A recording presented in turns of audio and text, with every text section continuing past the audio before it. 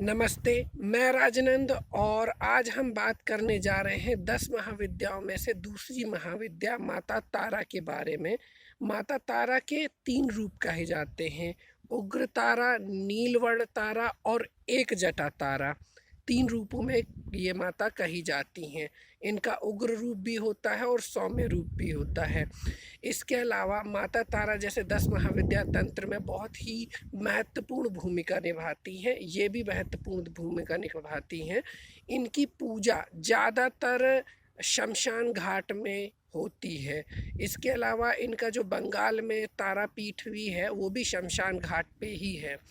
अब बात करने जा रहा हूँ, वैसे तो माता को जगत जननी कहा ही जाता है। माता के बहुत सारे स्वरूपों को जगत जननी कहा जाता है, लेकिन यहाँ तारा माता की जो कथा आती है वो त्रिलोकीनाथ की भी माता कहलाती हैं।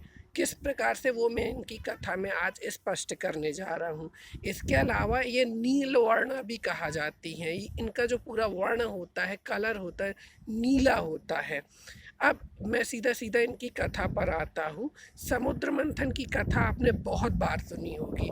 ये भी कथा समुद्र मंथन से ही संबंध रखती है। समुद्र मंथन में जब समुद्र मंथन होता है तो सभी जानते हैं कि सबसे पहले निकलता है विष, और विष को धारण करते हैं स्वयं महादेव।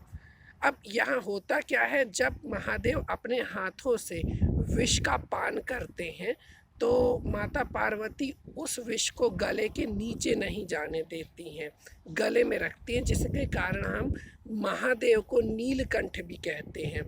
लेकिन इसके आगे कथा शुरू होती है माता तारा की। जब वो गले में विष को धारण करते हैं तो बहुत व्यग्र हो जाते हैं। जब उनसे वो विष के जो दुष्प्रभाव होते हैं सहन नहीं होते हैं और वो व्यग्र होने लगते, उसके बाद माता परम्भा तारा रूप में अवतरित होती हैं। और जब वो अवतरित होती हैं तो वो शिव को एक छोटे से बालक के रूप में परिवर्तित कर देती हैं। यानी शिव जो है वो बहुत छोटे से यानी दूध पीते बच्चे बन जाते हैं और माता तारा स्वयं उन्हें अपना स्तनपान कराती हैं। तो जब वो माता तारा का दुग्ध पीते हैं उसके बाद उनके जो जहर के दुष्प्रभाव होते हैं उससे उन्हें शांति मिलती है, और उस विष के दुष्प्रभाव से स्वयं माता तारा भी नीलवर्णा हो जाती हैं। तो इन्हें नीलवर्णा भी कहा जाता है। तो ये थी माता तारा की कथा।